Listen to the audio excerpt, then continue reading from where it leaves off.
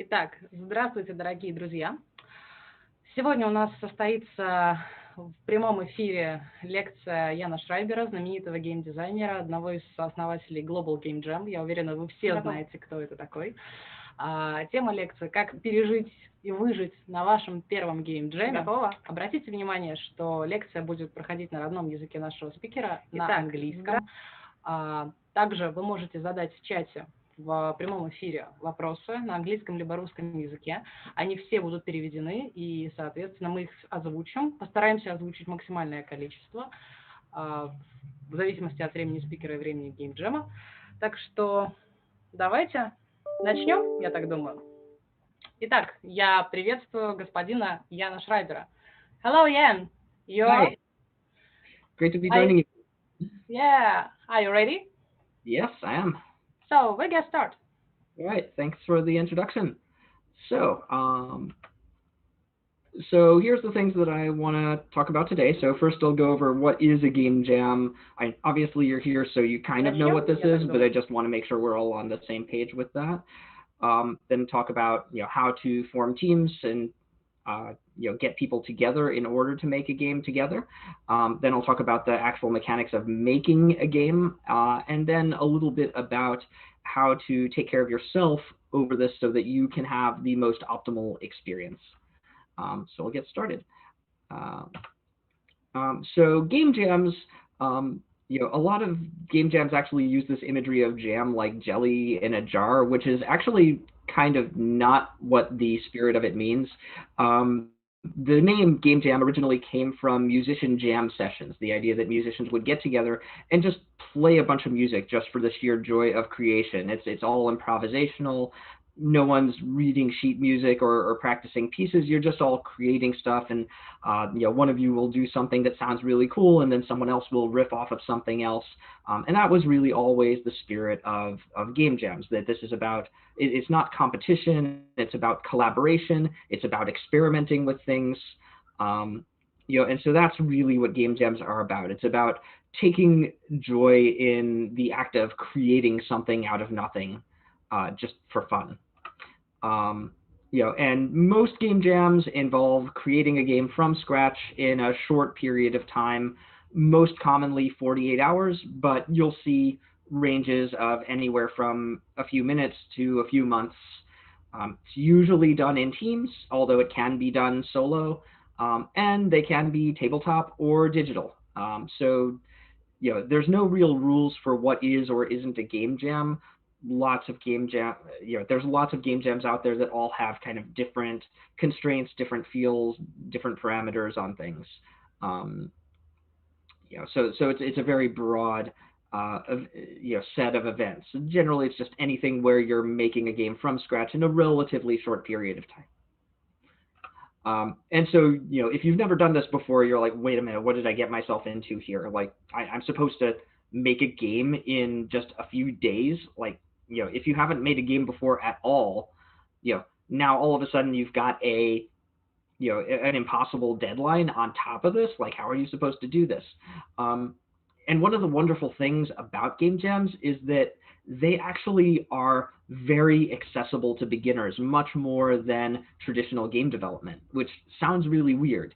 But part of it is that because it seems like something completely impossible, there's no pressure on you to succeed. Right? This is not something where you need to make a game that succeeds in the marketplace. You don't need to worry about making money. You don't need to worry about making something that will rival World of Warcraft or Fortnite or Minecraft as like the next big hit game, right? You know that you're under severe time constraints, and these are teams that had years to make these games. So it's like the pressure is off. You don't have to worry about actually making a good game. You just need to worry about making a game. And if it fails completely, it's like, well, I was given something impossible to do, so of course I failed. Worst case, you lose a weekend, big deal. So it's a very low stakes, low, easy entry point. And the other thing about it is that you really don't need to have a huge amount of game development skills in order to participate. You can you can come in, even if you have no development skills at all, you don't know the first thing about making a game, you can still participate on a development team. You can play your team's game and tell them what breaks. Anyone can do that. For in-person jams, obviously, with the pandemic, we can't do that. But with in-person ones, you can at least do like donut and coffee runs for your team to keep them up and operational. And realistically, most of us can probably do a bit more than that. Can you draw? Okay, well then you can draw stuff on paper and scan it in, and now you've got some art for your game. Can you do any programming? Well, then you can probably do game programming. So there's most people have some kind of skill that they can bring to the table, and even if you don't, you can always just test games. And there are videos of people making games in less than 10 minutes. So you might be thinking, okay, well, those guys are experts. And sure, that's why you get multiple days to make your game, and not just 10 minutes to make yours. Think of how many 10-minute games you could make in 3 days, right? So you can do this. And there are lots of benefits to working on a game jam. If you don't know something in a game jam, you learn it really fast. So game jams are great for growing your game development skills, because you have to learn in a very short period of time how to do the thing that you need to do. And so you get really good at Googling really fast, at asking other people, hey, I need some help. Does anyone know how to do this? And you just really get from sometimes zero experience to being pretty proficient in a tool in a very short period of time.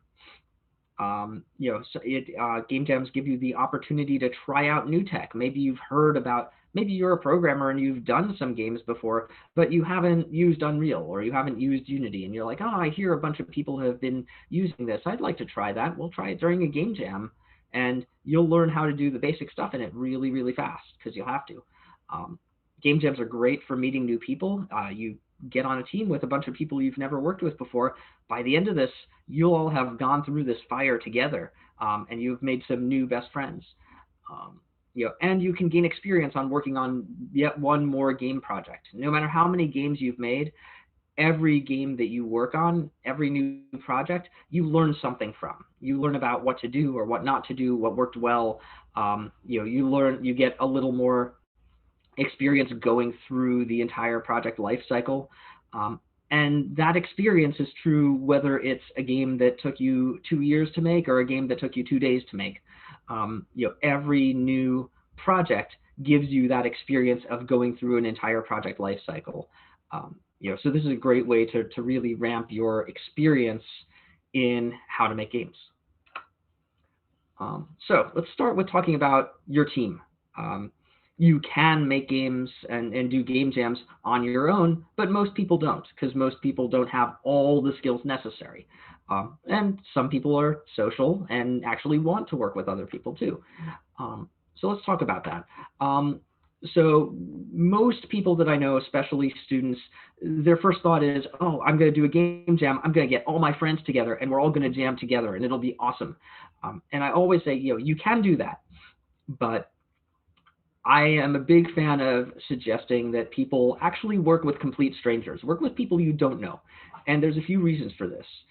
Number one, your friends are your friends, right? They're your friends probably because they like the same things that you do. They have similar skills to you. If you're in school, they probably are in similar majors, so you all have about the same skills. And if you have a game where you've got, say, 5 programmers and no artists and no audio people, you're going to be very limited in the kinds of games you can make. So you generally want a more diverse skill set, more diverse background than your personal friends. Right? So if you're on a team with strangers, much more likely to get a broad background of things, much wider view of skills that people are bringing in. And also, you can make new friends, meet new people, right? If you're working just with your friends, you're not meeting anyone new. And sometimes you even make professional contacts. Sometimes professional game developers will do game jams for fun as well. And if you work with one of them, well, you can definitely pick up some great skills from them. Professional developers tend to be great mentors on game jams. And now I know someone who works at a game company, so that's pretty cool too. You would never do that if you just work with the people you know. Um, and then you should say, well, how can I even find people to work with? Different game jams have different methods for team formation. Everyone does it differently. What I like to do is have people cluster around an idea that you believe in. So have people make pitches saying, this is the kind of game that I would propose to work on. Hey, everyone, come work on my idea. Most ideas won't get people worked on because you usually have more ideas than you have people to work on them. But but if everyone clusters around an idea, at least you've got this one common ground, this one thing that everyone already is there because they want to work on it. And then look for ideas that number one, you believe in. You think this would be a cool game to play. Number two, this is a cool game to work on, because working on a game and playing a game are two very different things.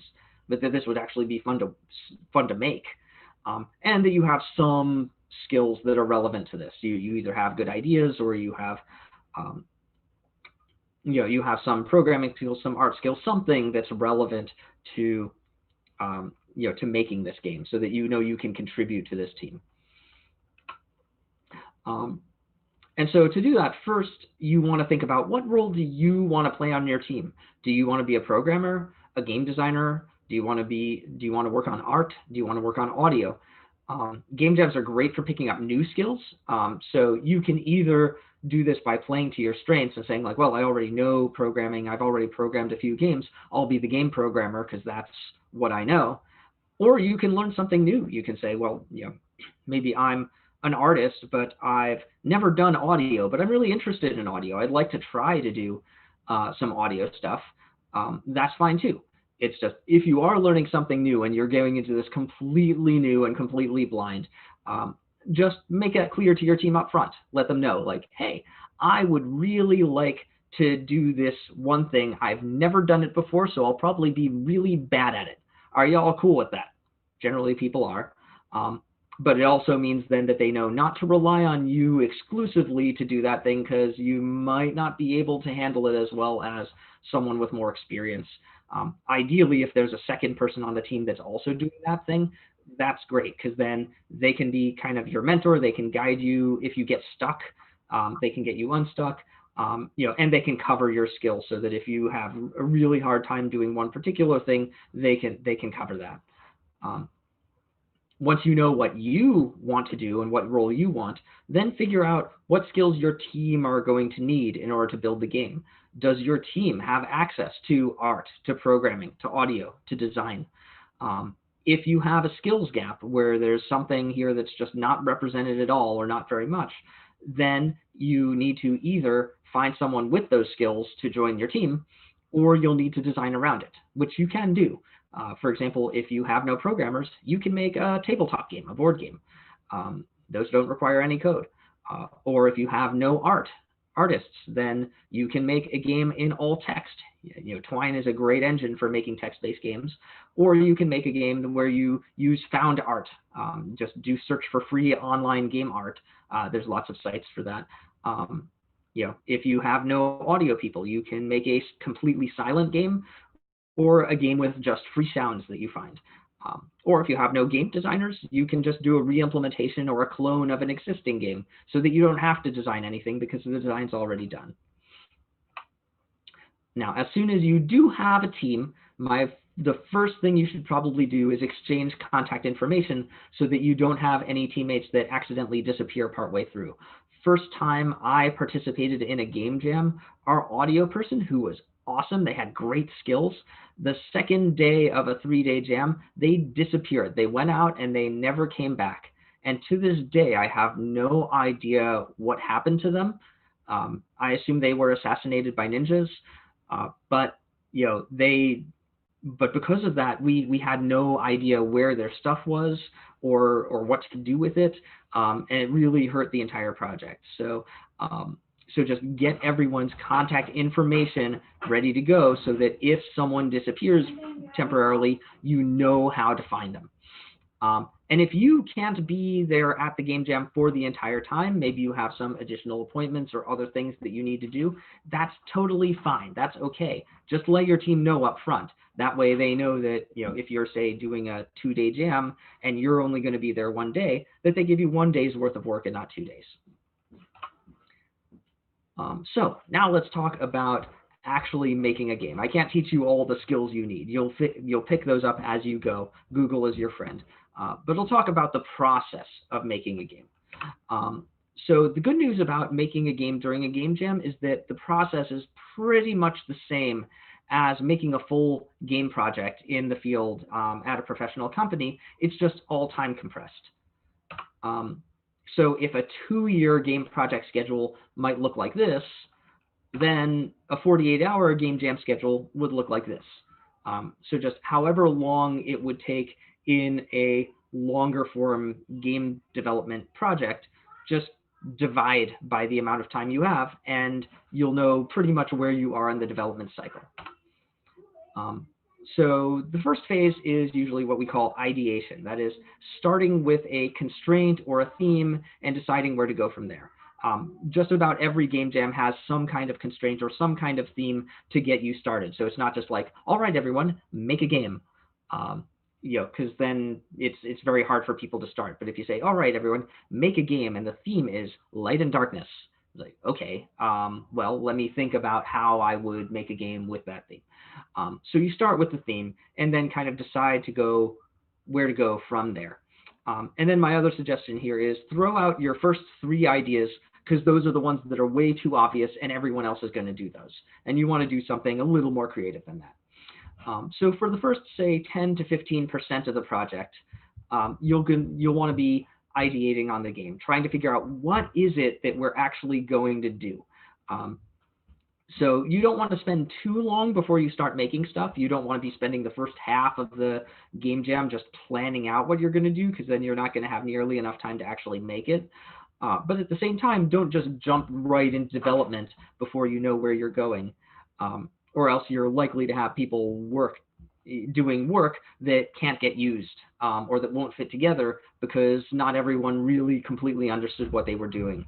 And in a game jam, things are short and fast enough that you really don't have time to do work that gets thrown away because it wasn't necessary or because it was the wrong thing to do.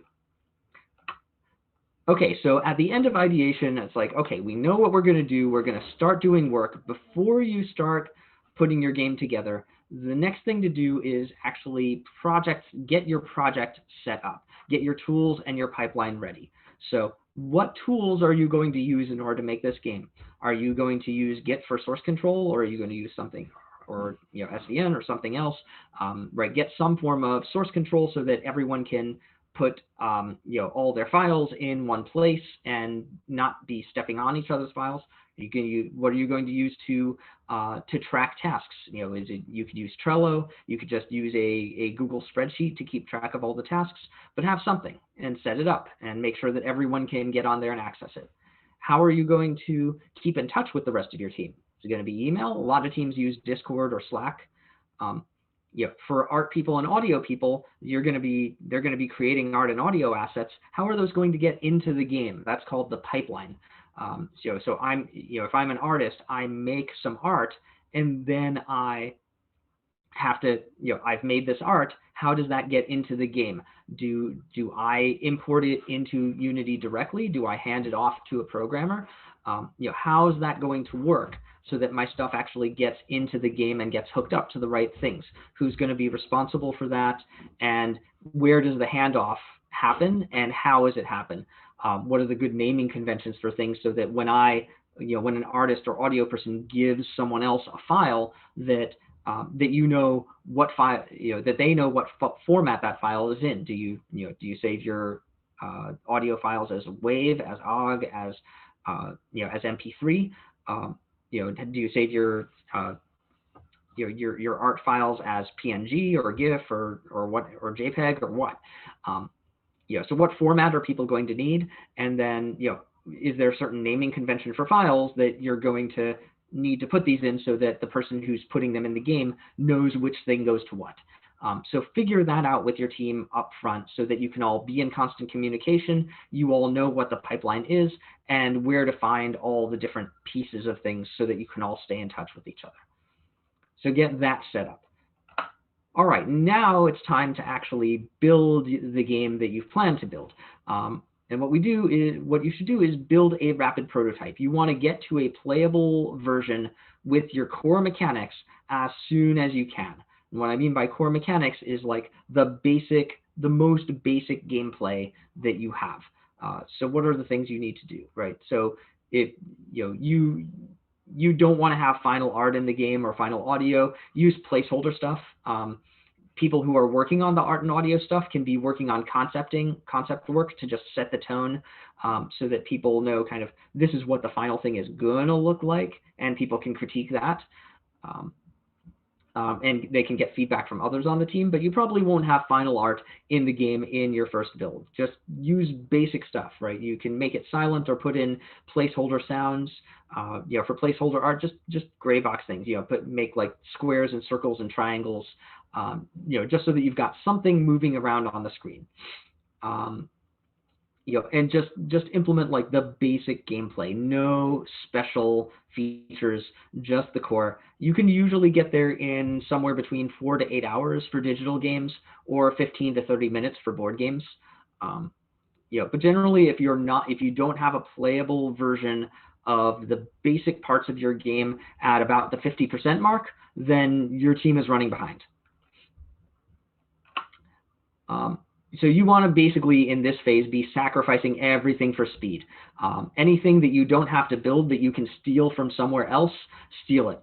This right here is a link to a Game Jam survival kit that was put together by a whole community. It's got art assets, it's got things for game design, for programming. It's got a bunch of resources in there that have just been put together by an online community. It's a great little resource to get yourself started. Okay, so once you have your first playable build, next thing you want to do is have your team play the game and figure out, okay, well, what's working, what's buggy, what's boring, what's frustrating. And once you actually can sit down to play your game, a lot of other stuff suddenly becomes really obvious. In terms of like what are some features that need to be in the game that aren't, that really very clearly this wants to have. Are there any major pivots in direction where this core game just really isn't working? It's really not doing what we wanted it to do, but clearly if it did this other thing, it would be fine. You can, at this point, actually start over from scratch and try again. If this thing looks like it's not going to work and not going to be that great, you can just say, okay, well, that was a cool experiment. It failed. It goes away. And now we're going to start over from scratch and do something completely different. Worst case, you have multiple failed projects at the end of your game jam instead of just one failed project. And if everyone else has one game that's totally mediocre and you've got 6 games that are totally mediocre, well, you win. All right, but say that you've got to this point and you're saying, okay, the game that we're working on actually does have some promise. It is worth adding new features and building it out and making it better. Okay, so you keep iterating. So each sprint, you basically want to divide this up into small bite-sized chunks where each, in the game industry, we would call these sprints, and these would be very, very short in a game jam. So maybe just a few minutes to a few hours. And with each sprint, you just do one new feature, one new thing in the game, either add a new thing or change a thing, and then test it again and see if it made the game better or worse. If it made the game worse, then back up to your previous version.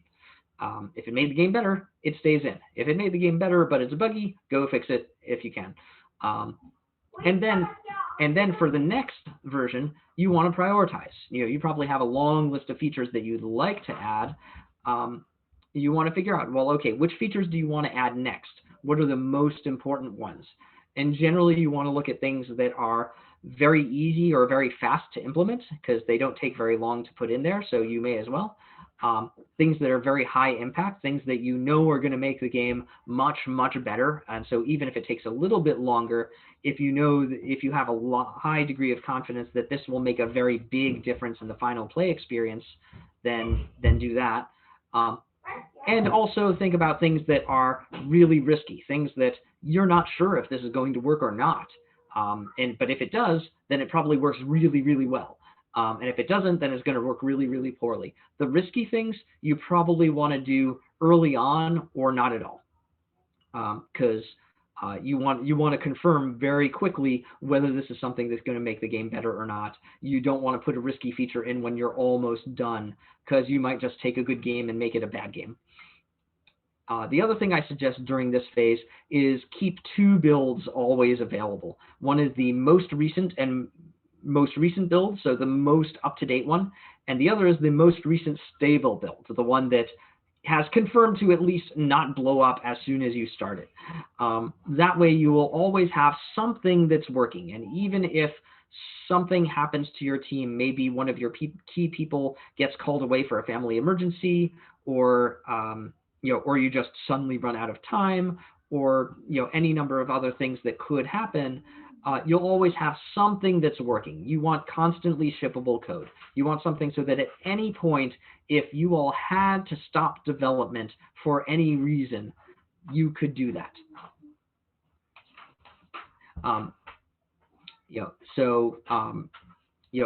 Basically what you want to do, so for example, our first year at Global Game Jam, we actually had an entire site that had to be evacuated in the middle of the jam because the building that they were on was the site of a radioactive fire. They were it was like in a chemistry building on a college campus. So obviously that, threw a lot of monkey wrenches into their project schedule. The other thing I've seen is people who did something like where they spent an entire weekend working on a game, and they added one last feature 5 minutes before the deadline, and that new feature broke the build. And at the end, they had nothing because they didn't have a working game, even though just a few minutes before they did. So if they had kept a working version, then at least they would have something to go back to show. At around 75 to 85% of the way done in terms of time, that's where you want to lock down features and say, all right, no new features. The point here is don't break the current build. And from there, you just do adding new content, polishing things, and doing bug fixes, and doing that only. Get this thing ready for the release at the end of the jam. All right.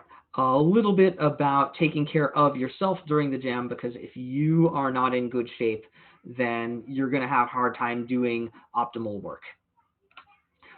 So sleep. Sleep is a lot more important than most people give it credit for.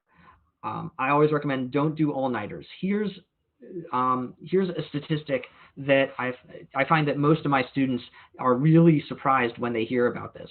But if you go a full night with no sleep, you pull a complete all-nighter, or if you go a week on half sleep, so a week of 4-hour nights or something like that, your brain is in the state that's almost identical to being legally drunk. You have less motor control, harder time thinking and concentrating. Your executive function goes way down. Your ability to judge things goes way down. You tend to sometimes you'll slur your speech. It really is very much like being drunk. And so it's really funny because in the game industry culture, a lot of times we think of pulling all-nighters or going with very little sleep as some kind of some kind of macho move, oh, this means that you're a great contributor to the team. Oh, look at Ian, he pulled an all-nighter last night, he's our hero.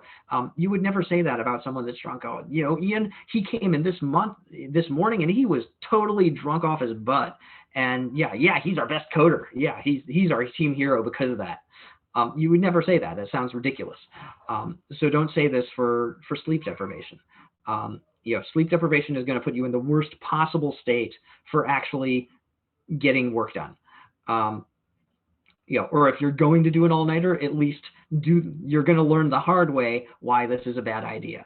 And at least take that lesson with you ahead of time. If you really, really want to insist on doing this, do 2 different game jams, one where you go without sleep, one where you get a full 8 hours of sleep per night, and compare your experiences and the quality of the final game in both of them, and you'll see a pretty big difference, most likely. The other thing that a lot of people think about is, oh, well, I can make up the difference with caffeine. Some things you should know about caffeine, and you can look this up. There's tons of medical research on the effects of caffeine on the brain. Number one, it's kind of unpredictable. Like, it is not something where you drink a cup of coffee and then suddenly you're 100% alert. It's more like a curve where, it increases alertness up to a point and then kind of tails off over like a 6-hour period. So this stuff stays in your system for a while.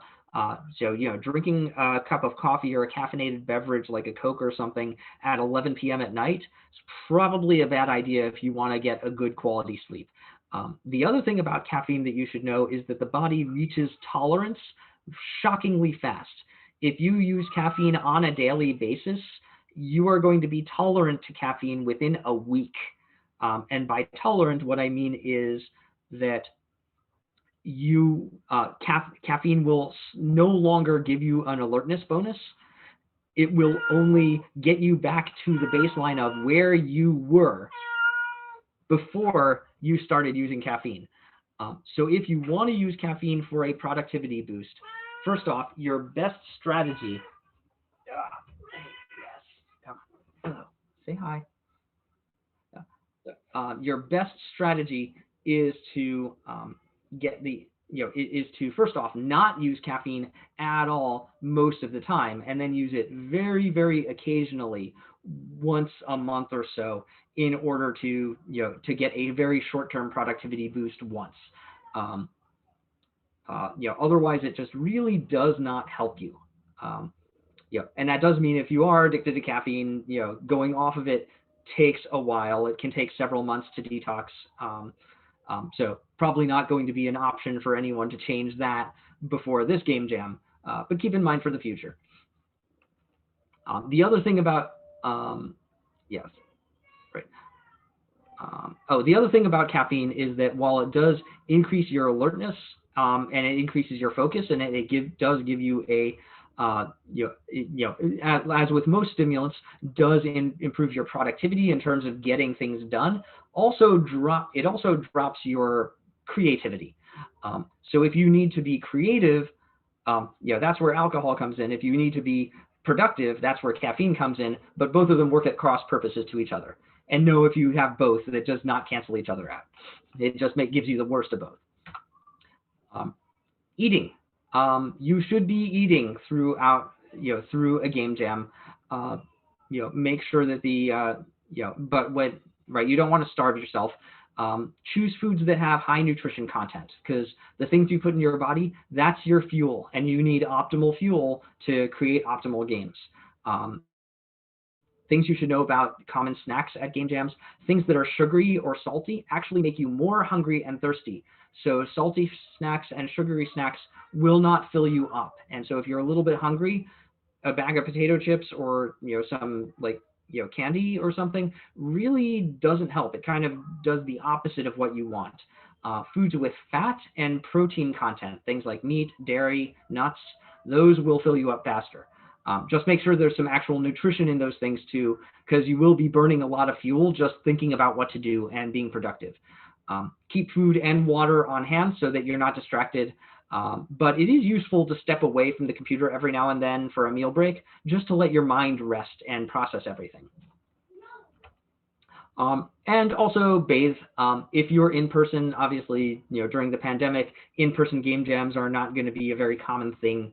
But especially after the pandemic, if you're doing an in-person game jam, please do everyone a favor around you and just bathe on a daily basis. No one wants to be around the person who smells really, really bad. But even if you're not in person and there's no one else around to smell you, it's still good just to have a break every now and then. And just, sometimes you do your best thinking in the shower. So I figured I should mention that anyway. And keep in mind when scheduling your game that about half of your time is going to be spent sleeping, eating, bathing, taking breaks, watching keynote presentations or videos like this one, or otherwise just doing something that is not being productive. So if you have, say, a 48-hour game jam, that's really only about 24 hours of actual productive time. And keep in mind that most people get less productive over time during a jam as fatigue sets in. So if, say, your team artist is able to do 10 pieces of art the first day of a 2-day jam, don't expect them to do another 10 pieces on the second day. They'll probably do about half that. So plan your project scope accordingly. The first day is going to be your most productive day, and it's going to go down from there. So just plan that out. So just remember that this is a journey. It's not a destination. And just by showing up to participate in a game jam, you have succeeded. Even if your project is a total, complete failure of a dumpster fire, you will learn a lot. And learning a lot is a success. And if you lost one weekend, big deal. Who cares? You will learn a lot. You'll probably have a really fun time, and you'll get it. Like, you'll understand, oh, all these people that said you should do a game jam, now I get it. I understand why they were doing that. Once you've been through it, you understand. And if you do find that you like game jams, if you do go through a game jam here and you say, wow, that was awesome, I want to do that again sometime, I've got great news for you. There are a lot of game jams out there. Ludum Dare is a popular game jam. It takes place 3 times a year with mini Ludum Dares every month, and those are all online. So you can do that from your home pretty much the way you are right now. Global Game Jam takes place every year at the end of January, early February, somewhere around there. Usually those are in person. Those are really fun. There's usually a Global Game Jam site somewhere near where you are, no matter where you are in the world. This year it's all virtual, so you can be participating from anywhere. And if you want to find any other jams, maybe you're messing around on a random weekend and I don't have anything else to do this weekend. I'm kind of bored. Why don't I just do a game jam this year? Go to itch.io/jams. They keep a list of all the game jams that are going on, and there's always several dozen of these things going on at any given point in time. So that's what I wanted to say about this. I wish you all luck, and now I will take your questions.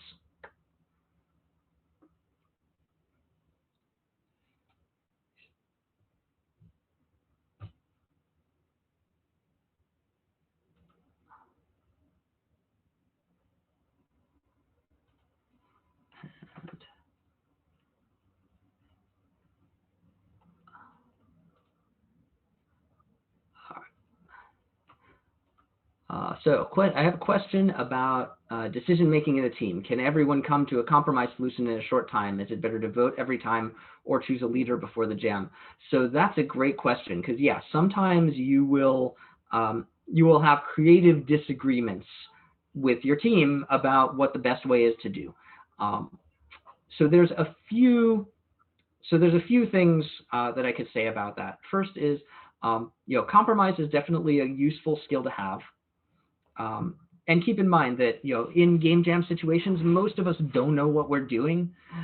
So even if you feel like, you think the game should go one way and other people should go a different way, be ready to admit that none of you really know if you have the right answer or not.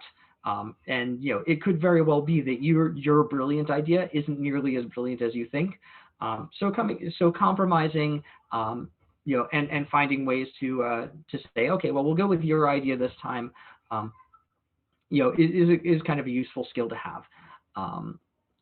And the other thing you can do is, again, if you're rapidly prototyping things, right, choose features that are very quick to implement. And so if I have an idea, but it's going to take 2 days to implement, and we only have 1.5 days remaining, then too bad. It's not going to get in the game because it's just out of scope.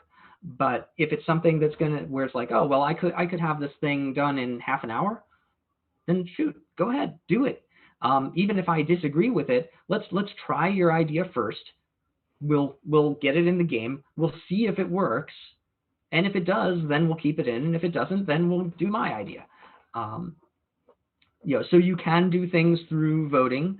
You can do things by just saying, if you want a particular feature in the game, then go and do it. You can kind of take turns with things. You can elect one person, like your designated game designer, to say you are the vision keeper, and it's your responsibility to be the tiebreaker and make the call of which way we're going. And I've even had teams where there were irreconcilable differences, and there were, maybe there were 6 people on a team, and 2 of them wanted to do things one way, and the other 4 wanted to do it another way, and they just split into 2 teams and took the same game concept and made 2 different games. So that can work too. So there's a lot of different ways you can do that. But I would say that, in a game jam, because you have so little time and most people have so little experience doing this, to be a bit humble with this and not be too insistent on having the rest of your team do things your way. So I'd say go for compromise first. Next question: does game jam experience considered by employers as real experience? Most employers don't apply junior employees because of their lack of experience. So this is kind of the classic question of most game jobs require you to already have experience. How do I get experience without the job? How do I get the job without experience? So game jam games can count as experience. It's not going to be the same kind of experience. So if you were applying for a position that required, say, 2 years of experience professionally making games, and you've done a couple of game jams, that's probably not enough. But it is something, I do very often see students who include a game jam game or 2 in their portfolio of work alongside other games, right? So you might have several games, that you've worked on that have, and some of these games are you've worked on for months or several years. Other games you put together in a weekend, and that's fine. On your portfolio, you would say, oh, this is, you would say how long you've worked on each game to kind of set expectations, so that if you've got a game that you worked on for 6 months and another game that you worked on for 6 hours, that people aren't applying the same standards to both. It's like, yeah, one of these is going to be a bit more rough. The other thing that happens a lot with game jam games, if you end up with a game jam game that's like, wow, that's actually really special, that's actually a really, really cool game idea, you can spend more time working on it after the jam is over. Usually in any given awards show like IGF or Indicate or other major industry festivals, I'd say about 1/3 to 1/2 of the games that win awards started out as a game jam game. They're not the end result of the game jam. It was someone who made a game in a weekend for a game jam game, and then they spent the next 6 months or a year or 2 years building that out into a full experience. Baba Is You, great recent example of that. So, so I would say, if you've got a game jam game that came out really good, don't be shy about listing that on your portfolio. Putting that on your resume under projects, a project section, that's totally valid. That said, you probably want to have other things in there too if they're looking for experience. All right, next question. Imagine someone important for your team suddenly left your team, and now the team has no programmers or artists or whatever. What does the team do? So hopefully that person gave you advance warning. And this is why I'm saying, if the very first thing you do is establish contact with the rest of your team, and if you need to leave early, let them know as soon, from the beginning, so that people can work around that, right? If you've got a 2-day game jam and up front that your programmer is only going to be there for the first day, then you can plan around that. You just say, okay, this game is going to be programming light. They have to get their stuff done by the end of first day, and then you have to show us all how to do the build so that the rest of us can just iterate on the art and the audio stuff, and that's okay. Now, if someone disappears partway through and doesn't let you know, and it just happens completely without warning, all right, don't work with them again. But what you do, but as for what you should do, that's where you're going to need to adapt. if you lost a key person and they're not coming back and you don't even know what happened to them, obviously try and get in touch with them to find out. But if they say, yeah, I'm sorry, an emergency came up and I really can't get out of this, I'm sorry, I can't do any more. Then you're going to have to make some tough decisions. You could, start over from scratch with a new project that's scoped to your team. So if you have no programmers, okay, well, we can take kind of some of the stuff that we were doing and maybe adapt it to a board game, something like that. You can reach out to the rest of the Game Jam community and say, hey, everyone, we just lost a programmer. We really want to continue work on this. Are there any programmers on any other teams that have already gotten their work done and might be able to jump to our team in order to help us out? So that's one thing you could do.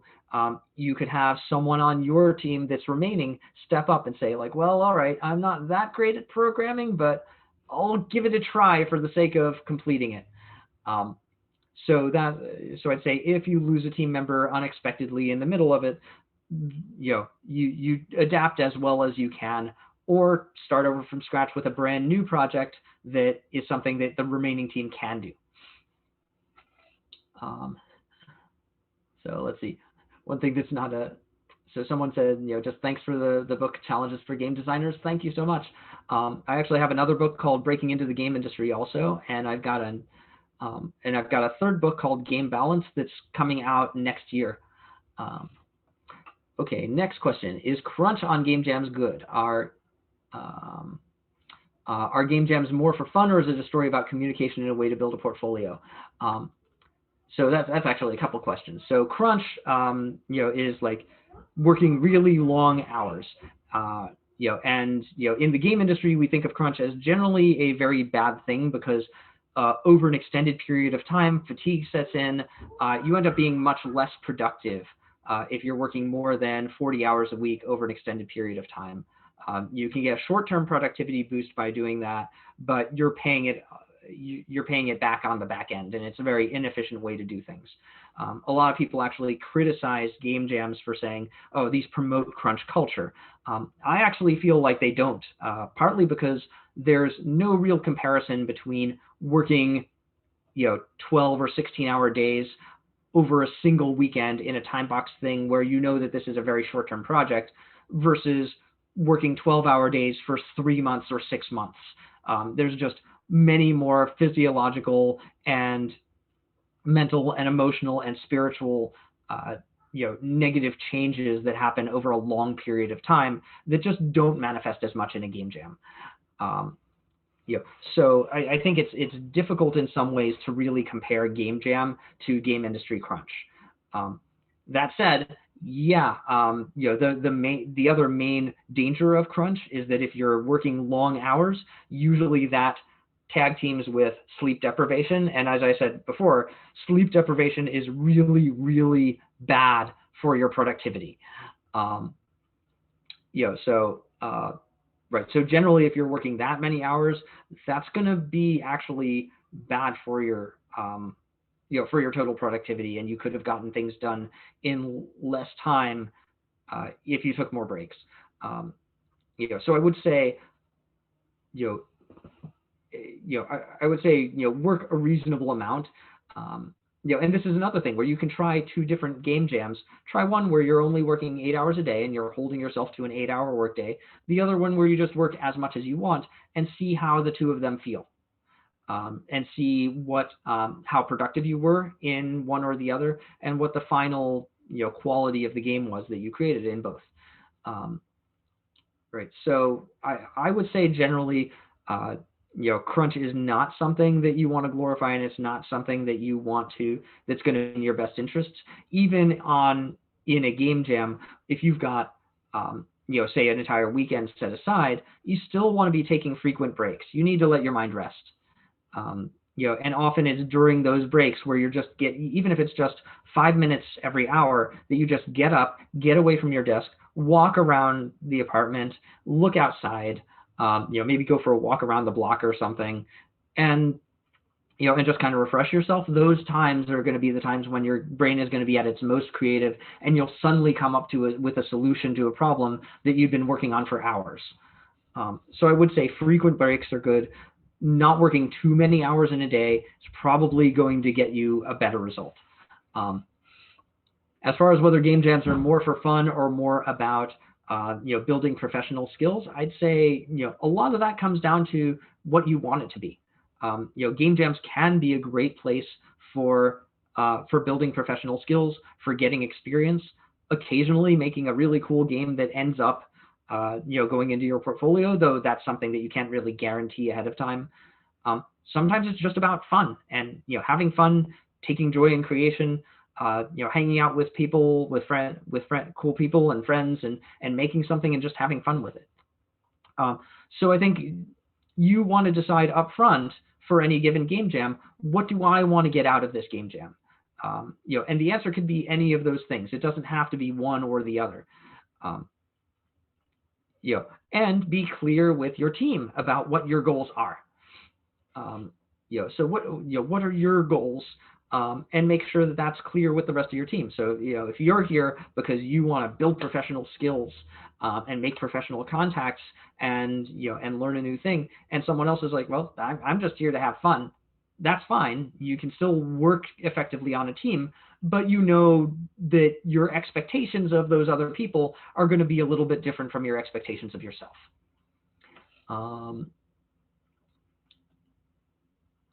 Next question. Do you agree with the statement that there are lots of violent mechanics in modern games, while games with non-violent mechanics can often change people's lives, or they're often unpopular?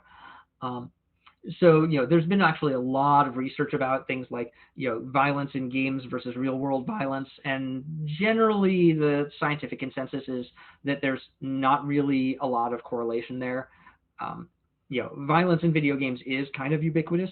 On the other hand, there's an awful lot of games out there that are not violent, and in fact, if you look at just top grossing games, like the games that make the most money, an awful lot of them are not violent, right? There's not a huge amount of graphic violence or gore in Minecraft. There's practically none in The Sims. The violence is very, very abstracted in Sid Meier's Civilization. Any sports games, football, basketball, any baseball, right? Contact sports are going to have violence in the sense of people running into each other, but it's really not the same as like punching each other, or killing each other with swords or guns or anything like that, right? And those are some of the most popular and the highest selling games of all. What was the violence in Flappy Bird, right? So I think you have the option to make a game as violent or not violent as you want, and you really want to think about what is your game reflecting, and what do you want your game to say? Do you want your game to be, what kind of game is it that you want to make?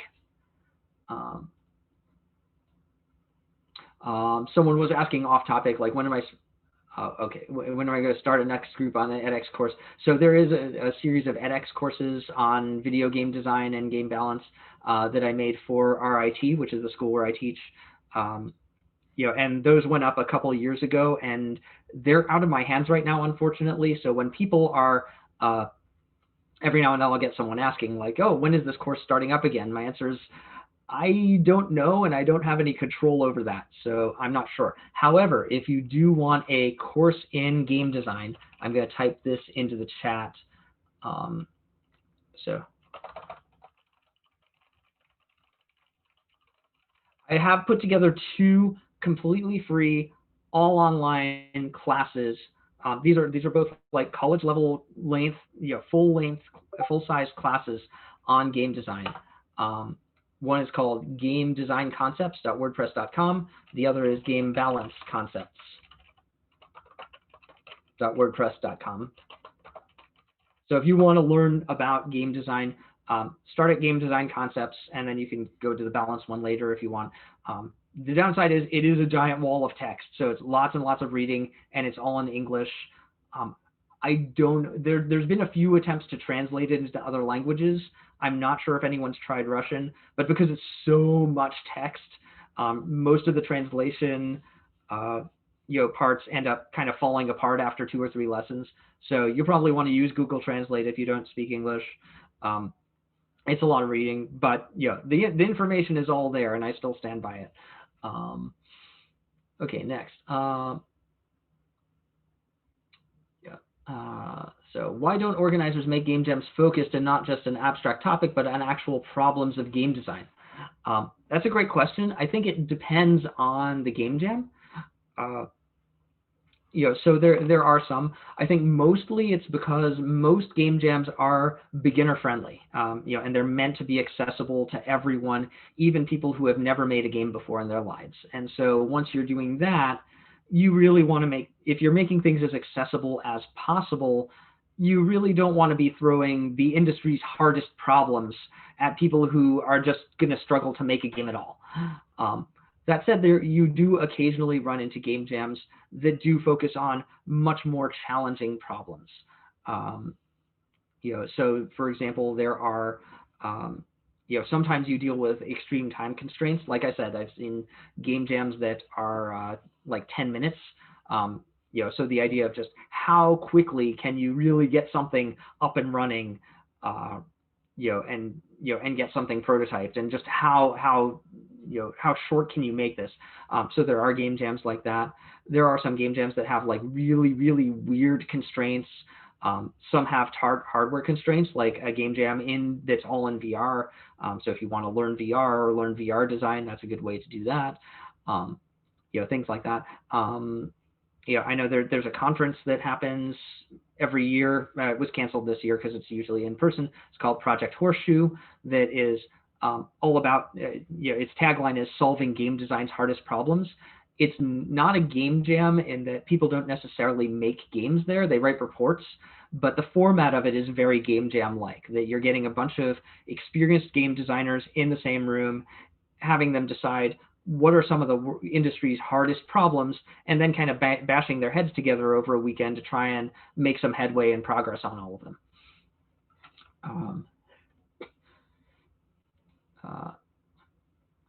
And you do sometimes see, so more of that question that I missed before. So things like scientific game jams, researching certain design topics like health system improvements, nonviolent mechanics. You do get things like that. Just recently there was a game jam that was run by Indiecade, I think it was, specifically for the pandemic, and getting people to follow good health habits and medical advice during the pandemic. So I think it was called Jamming the Curve. So the idea that people are doing things. In 2010, I organized a game jam with 8 sites in the U.S., all for Games for Health. So we see things like that every now and then. It's not standard, because usually game jams are more broad than that. Let's see, next question. Hello, Ian. What's your favorite game that you ever played which was made at a game jam? Oh man, there's so many. There's so many great games that first came in a game jam. I mentioned Baba Is You before. It's a wonderful, wonderful game that just kind of probably the most innovation I've ever seen in sliding block puzzles and Sokoban likes in a long time. And the first version of that was created during a game jam. There's a game called Keep Talking and Nobody Explodes, which was initially made during a game jam. It's a wonderful game. It's multiple players. One is in VR or just on their laptop. The other just has a instruction manual for how to defuse the bomb that the other person is seeing, and they're just talking back and forth at each other, with one person trying to tell the other one what they see, and the other one telling them what to do about it. But there is lots and lots of wonderful game jam games, and if you look on even like globalgamejam.org, they tend to promote games like that. So if there's a game that's been made in Global Game Jam or in a game jam that ended up reaching a high level of success later on, that's something that most game jams really want to cover in their press releases. So there's a lot. That said, don't expect that your game is suddenly going to win awards. Don't go into it with that expectation. Part of the reason for this is just the law of large numbers. It's Global Game Jam. There are like maybe 5,000, 6,000 games that are made in a single weekend. What are the odds that one of those is going to go on to large success, even if it was just totally by accident? Pretty high. The chances that a specific game in there ends up being awesome, very, very low. So don't make that your expectation of making an award-winning game. Remember, this is still a game jam. You've got a very short period of time. Your game's probably going to suck, and that's okay. Last question I have here, what is the best jam duration in your opinion? 1 day, 2 days, 3 days, a week, a month? Great question. I think the answer is it depends on what you want to get out of your game jam. For me, I like game jams where the goal is to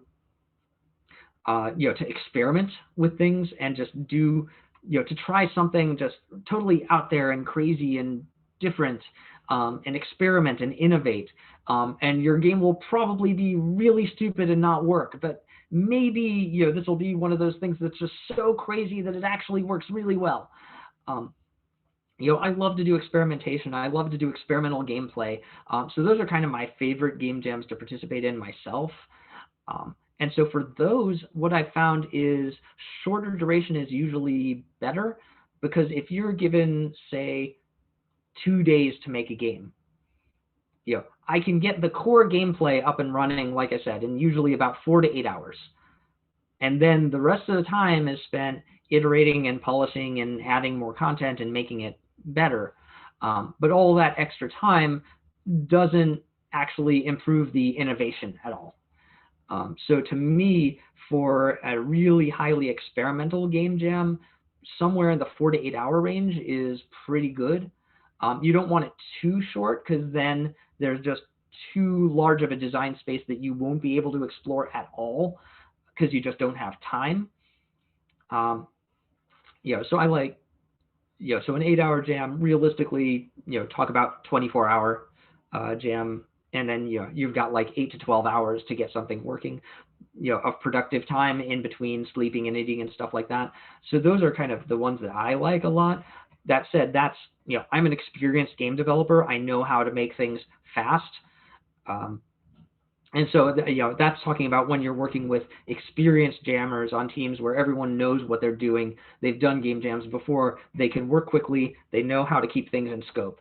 So for that kind of like highly experimental thing with a really experienced team, I'd say, a day at most, maybe like half that. For beginner level game jams, I think 2 to 3 days is usually good. Usually we see 2 days because it's over a weekend. That's not because that's the optimal length of time. It's because that's the length of time that's practical, because people are working during the week, and you kind of need, you can't just tell your boss, hey, I'd like a day off so I can go mess around making games for fun. And I guess in theory some people can, but it's not the kind of thing that most people are going to do. You'd rather just sacrifice a weekend where you've got time off anyway. So usually the 2 days, Friday evening to Sunday evening or something like that, that's the most common, and that's why. It's just so that it doesn't disrupt your normal weekly schedule. That said, I've seen really cool game jams that take place over a week or a month. The nice part of those is that you've got a bit more time to be thinking about things. So even if you're not putting a huge amount of time in a short period of time into making something out of nothing, you've got long stretches of period in between where your brain is just kind of thinking about this in the background. So you tend to get better ideas that way, because you're actually giving your brain time to percolate on these ideas and think about things. I got one more question here. What tools can be useful for narrative designers on Jam? Twine, Artisy Draft, or only Google Docs? I've heard good things about all of those. A lot depends on kind of what kind of game you're making. If you're making a game that is primarily a text-based, narrative-heavy game, use Twine as your engine and you're done. So that can definitely work. If you're trying to do things that are going to be integrated into another game that's being developed in Unity or something like Twine or Artisy Draft can be used for interactive narrative or interactive dialogue. But you're going to have to find some way to migrate that into into the actual game. So you'll have to have those game systems implemented by the programmers in a way that you can then migrate things in there. And again, just like with art and audio assets, you need to be talking upfront about pipeline. And if I write a bunch of lines of interactive dialogue, or I write a bunch of lines of of readable story, how is that getting in the game? And what format do you need me to put that in? Google Docs is great for that too. For most purposes, especially for more linear things, Google Docs is fine, and it does have the benefit of being inherently multi-user. Like, it's very easy to just set up a Google Doc, share it with your team, and then everyone can collaboratively edit it, especially if you've got multiple writers that are collaborating at the same time. So I think that's all the questions that I've been asked so far. I'll give it a few more seconds to see if any last minute ones come in.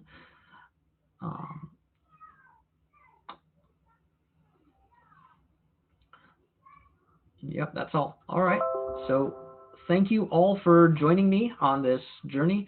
I'm really excited for you to be doing a game jam, and I've always been a fan of game jams. Even before Global Game Jam, I was doing local game jams, and every single time I've either organized one or participated in one, it's always been a positive experience. So I hope that you have a great time doing this. And that you discover a love of game jams that I have, and that and that you'll go on to then do more of these things and make this into, a kind of recurring theme in your life, that every now and then you'll do a game jam just for fun. So have fun with it, enjoy, don't be too intimidated. You can do this. I guess you can cut the recording now. That's all I have.